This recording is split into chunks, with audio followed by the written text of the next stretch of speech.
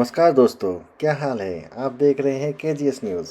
स्वागत है आप सभी का हमारे इस खास इवनिंग बुलेटिन में।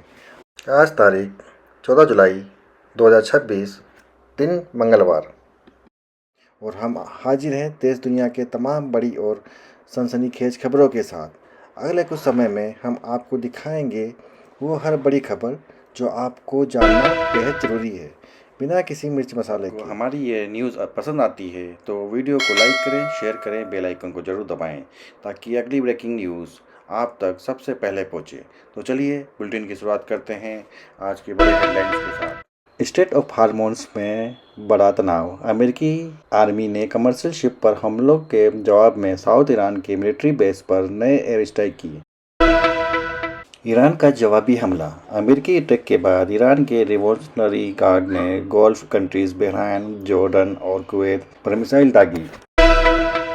जॉर्डन ने मार गिराई मिसाइल्स। जॉर्डन की आर्मी ने क्लेम किया है कि उन्होंने अपनी एयर स्पेस में एंटर करने वाली ईरान की 4 मिसाइल्स को सक्सेसफुली हवा में ही डिस्ट्रॉय कर दिया। डोनाल्ड ट्रंप का बड़ा बयान। यूएस प्रेसिडेंट डोनाल्ड ट्रंप ने स्ट्रेट ऑफ हार्मुज में इरानियन ब्लॉकेड को दोबारा लागू करने का अनाउंसमेंट किया है। कमर्शियल शिप से सिक्योरिटी फीस। प्रेसिडेंट ट्रंप ने हिंट दिया है कि सेफ रूट प्रदान करने के बदले यूएस अन्य राज्यों के शिप से कार्गो वैल्यू का 20% फीस वसूल कर सकता है। थाईलैंड के पब में भीषण आग। बैंकॉक के एक प्रसिद्ध पब में मंडे अर्ली मॉर्निंग अचानक आग लगने से कम 20 लोगों की दर्दनाक मौत हो गई।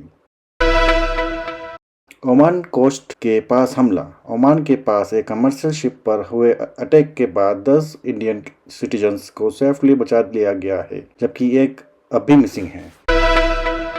साउथ चाइना सी पर वैश्विक रुख। अमेरिका और 13 अन्य देशों ने चीन के दावों को खारिज करने वाले 2016 के अंतर्राष्ट्रीय मध्यस्थता अदालत के ऐतिहासिक फैसले की पुष्टि की। यूरोप में हीट वेव का कहर। एक नई रिसर्च के अनुसार यूरोप में आई भीषण हीट वेव के कारण करीब 1500 से अधिक लोगों की डेथ रिकॉर्ड की गई है। गाजा में Israeli air strike. Gaza city के सबरा इलाके में हुए ड्रोन हमले में एक 9 वर्षीय बच्ची समेत 5 फिलिस्तीनियों की मौत हो गई। अब चलते हैं कुछ राष्ट्रीय समाचार की ओर। गुजरात हाईकोर्ट का ऐतिहासिक फैसला। अदालत ने 2008 के अहमदाबाद सीरियल ब्लास्ट मामले में इंडियन मुजाहिदीन के 38 दोषियों की मौत की सजा को बरकरार रखा है। वोटर रजिस्ट्रेशन फॉर्म में बदलाव। भारत निर्वाचन आयोग ने नए मतदाताओं के पंजीकरण के लिए फॉर्म 6 में संशोधन किया है, जिसमें माता पिता के विशेष गहन पुनरीक्षण की जानकारी मांगी जाएगी।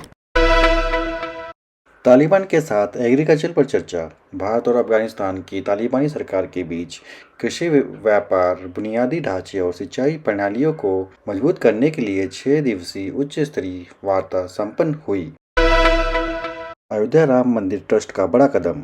श्री राम जन्मभूमि तीर्थ क्षेत्र ट्रस्ट ने मंदिर के प्रशासनिक कार्यों को बेहतर बनाने के लिए मुख्य कार्यकारी अधिकारी के पद के लिए आवेदन मांगे हैं। कश्मीर में सुरक्षा सख्त।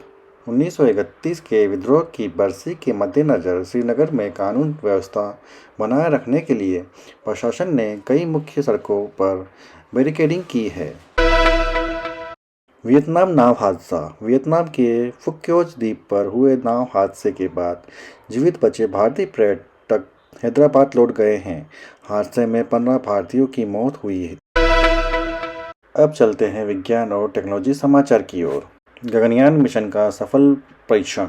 इसरो ने गगनयान क्रू मॉड्यूल सिस्टम के 3 महत्वपूर्ण परीक्षणों को सफलतापूर्वक पूरा कर लिया है, जो अंतरिक्ष यात्रियों को सुरक्षित वापसी सुनिश्चित करेंगे।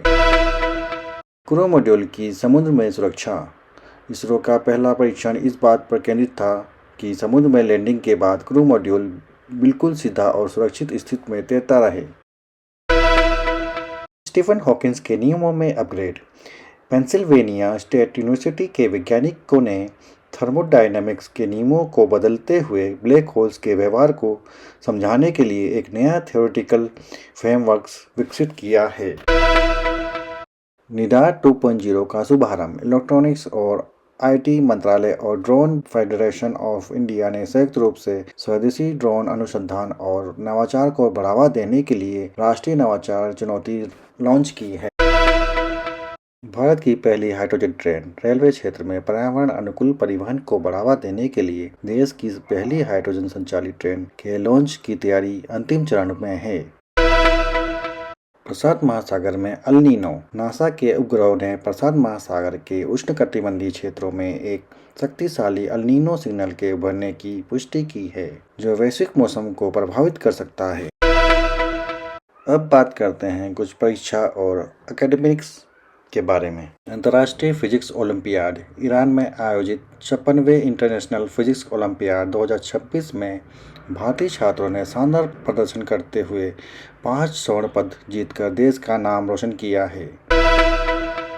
तमिलनाडु पाठ्यपुस्तक निगम टीवी के पदाधिकारी लोयोला मणि को तमिलनाडु पाठ्यपुस्तक और शैक्षिक सेवा निगम का नया अध्यक्ष नियुक्त किया गया है। स्कूल की छुट्टी पर अपडेट। भारी बारिश के अलर्ट के बीच अभी तक किसी भी राज्य सरकार ने 14 जुलाई को स्कूलों में आधिकारिक अवकाश की घोषणा नहीं की है। माता पिता को स्थानीय प्रशासन के संपर्क में रहने की सलाह दी गई है। अब जानते हैं मौसम का मिजाज। 21 राज्यों में भारी बारिश का अलर्ट। भारतीय मौसम विज्ञान विभाग IMD ने 14 जुलाई को उत्तर प्रदेश, बिहार, पश्चिम बंगाल और पूर्वोत्तर राज्यों समेत 21 राज्यों में आंधी तूफान के साथ भारी बारिश की चेतावनी जारी की है। 75 किलोमीटर प्रति घंटे की रफ्तार से हवाएं। उत्तर और पूर्वी भारत के कई हिस्सों में 75 किलोमीटर प्रति घंटे तक की रफ्तार से तेज धूल भरी आंधी और हवाएं चलने की आशंका है। पहाड़ों पर भूस्खलन का खतरा। हिमाचल प्रदेश और उत्तराखंड जैसे पहाड़ी राज्यों में अगले 24 घंटे भारी हैं, जहां भूस्खलन और वज्रपात की चेतावनी दी गई है। दिल्ली NCR में उमस भरी गर्मी। पूर्वी भारत में जहां भारी बारिश होगी, वहीं दिल्ली और राष्ट्रीय राजधानी क्षेत्र NCR में मौसम मुख्य रूप से सूखा, गर्म और अत्यधिक उमस भरा रहने की संभावना है। तो ये थी आज सुबह की वो वास्तविक और धुआंधार खबरें जिन्हें जानना आपके लिए बेहद जरूरी था। देश, दुनिया और उत्तर प्रदेश की हर छोटी बड़ी अपडेट को पूरी सच्चाई और बिना किसी प्रोपेगेंडा के देखने के लिए हमारे साथ जुड़े रहिए। अगर आपको हमारा ये नई रिपोर्टिंग पसंद आई हो तो इसे लाइक करें, शेयर करें और हमारे चैनल KGS न्यूज़ को सब्सक्राइब करना बिल्कुल ना भूलें। नीचे दिए गए बेल आइकन को जरूर दबाएं ताकि बड़ी ब्रेकिंग न्यूज आप तक सबसे पहले पहुंचे। देखते रहिए KGS न्यूज़, राष्ट्र की आवाज। जय हिंद, वंदे मातरम।